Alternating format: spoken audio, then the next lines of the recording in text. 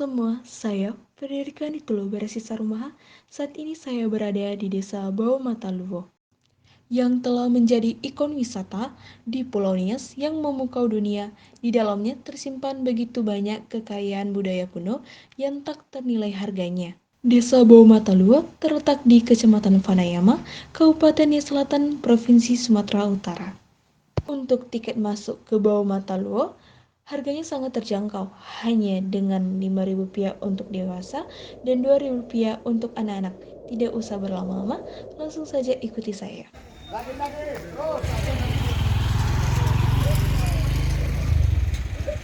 Nah, untuk bisa masuk ke Bau Mataluwo, kita harus menaiki 77 anak tangga yang disusun dengan rapi. Awalnya 80 anak tangga berkurang karena longsor.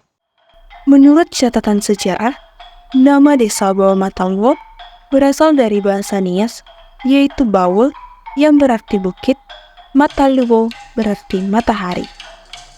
Nama ini sesuai dengan lokasinya di atas bukit yang tingginya 324 meter di permukaan laut menghadap ke timur.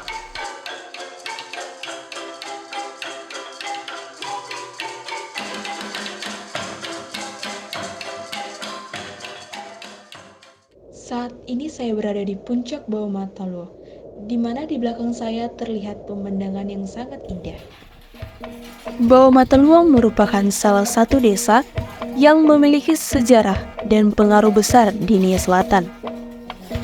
Namun, perlu kita ketahui bahwa sebelum didirikannya Bau Mataluwo, tepatnya pada tahun 1863, di desa Orahili Fau, di bagian timur Bau Mataluwo, desa itu mengalami pembakaran saat ada serangan dari Belanda. Beberapa tahun kemudian, penduduk pindah ke desa Bau Mataluwo dan mendirikannya. Tidak sembarang orang dapat membangun rumah di lokasi ini pada tahun 1865 saat desa ini didirikan. Sekitar 10 tahun kemudian, rumah raja dibangun secara gotong royong. Pada tahun 1978, rumah raja selesai dibangun dan dirayakan bersama. Desa Bau Mataluwo dibangun dengan pola linier atau memanjang dengan gaya arsitektur rumah panggung.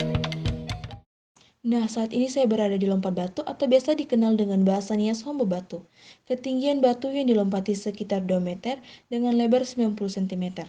Konon, lompat batu diciptakan sebagai ajang menguji fisik dan mental para remaja pria Nias menjelang dewasa.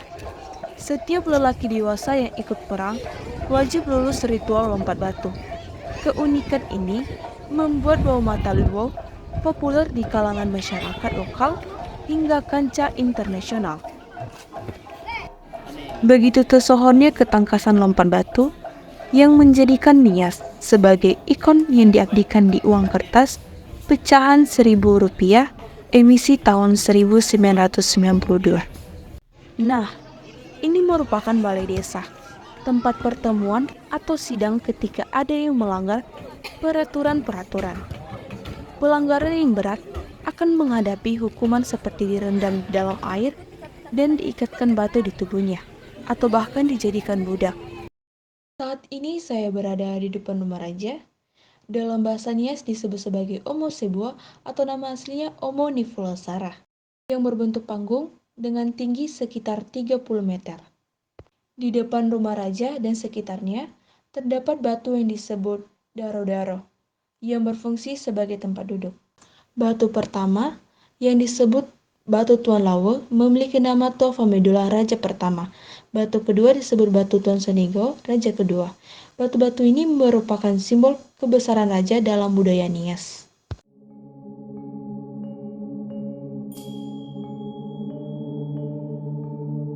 Rumah ini ditopang oleh tiang tegak dan tiang penyangga miring.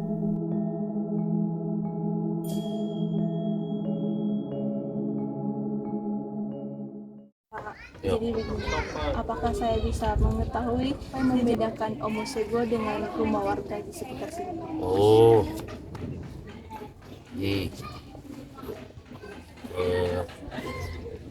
ketika dibuka pemukiman baru ini, kita harus tahu dulu bahwa di dalam masyarakat Nias ada beberapa strata juga kelas sosial, ada suku, ada sila, ada orang kebanyakan dan ada juga yang namanya juga kan walaupun sekarang yang sudah tidak ada lagi. Nah, ketika ini didirikan tentu pemimpin utamanya membangun rumah yang tentunya berbeda dengan rumah warga yang lain. Ketika ini dibuka maka tentu untuk membedakan tempat pemukiman pemimpin utamanya Baleji Ulu dalam sebutan yang lain raja, mereka membangun rumah yang paling besar dengan ada Nivolasara 3 buah di depan rumahnya itu. Dan tentu untuk rumah-rumah yang lain, karena rumah warga pada saat itu kan bukan karena asal mampu maka bisa mendirikan semaunya saja rumahnya, tidak, tapi oleh pemimpin tertingginya akan memberikan nanti petunjuk, di sana kamu bangun rumahmu dengan ukuran sekian-sekian. Tidak boleh asal-asal membangun saja ya. Jadi sekali lagi ketika ini dibangun ya, mereka tentu harus mendirikan satu rumah besar untuk pemimpin tertingginya. Nah, pemimpin tertingginya membangun rumah besar ya karena dia mampu secara ekonomi ya. Nantinya pada saat itu kan tidak langsung tidak dikasih gaji kan, tapi yang paling banyak dikeluarkan adalah babi ya, dalam arti kalau dia tidak punya babi yang banyak tidak mungkin dia mampu untuk memberi makan kepada tukang yang lagi membangun rumahnya. Kurang lebih seperti itu. Kalau boleh tahu Pak, raja pertama di desa Bawah Batawi siapa? Lau Besidu dengan gelar adat Tuha Famedudanu, Tuha Famedulu.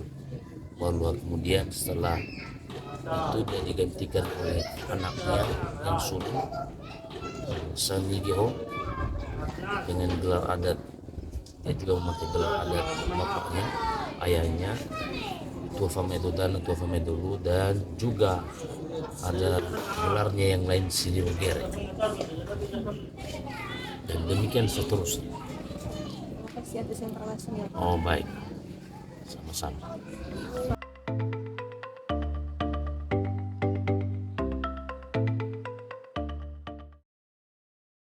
Nah, sekarang saya berada di dalam rumah raja. Ini adalah topi, dalam bahasanya disebut sau, merupakan salah satu peninggalan dari raja terdahulu. Topi ini memiliki fungsi utama sebagai perlengkapan saat pergi ke ladang dan juga digunakan sebagai penengah dalam menyelesaikan permasalahan bagi warga di sekitar sini yang sedang menghadapi masalah. Ini adalah dapur raja. Ketika ada tamu dari daerah tetangga yang berkunjung ke rumah raja, mereka akan disuguhkan minuman dan makanan yang harus diperlihatkan di depan tamu agar tidak ada rasa kecurigaan. Di sini terdapat tradisi bahwa saat menaiki tata raja, kita tidak boleh menggunakan alas kaki. Ini adalah kursi raja, dan ini adalah kursi permaisuri.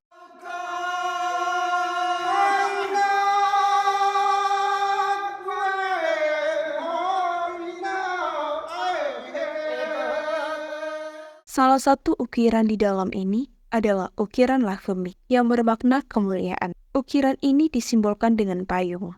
Bisa kita lihat bahwa ini adalah jendela. Dalam bahasanya disebut jara-jara. Jendela ini berfungsi untuk sirkulasi udara di bagian dalam rumah. Selain itu digunakan sebagai sistem pertahanan sehingga dari dalam bisa melihat keluar tanpa bisa dilihat secara detail oleh orang dari luar.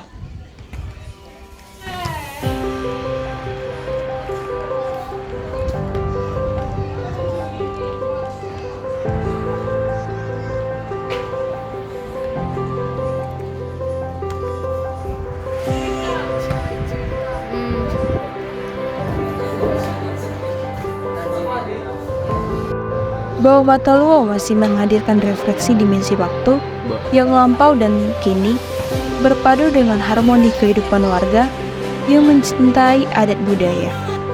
Ini merupakan mahakarya yang menjadi bukti kebijaksanaan dan kreativitas nenek moyang kita, yang memerlukan perhatian dari kita semua untuk melestarikan budaya dan menghidupkan kearifan lokal sebagai bagian dari jati diri bangsa.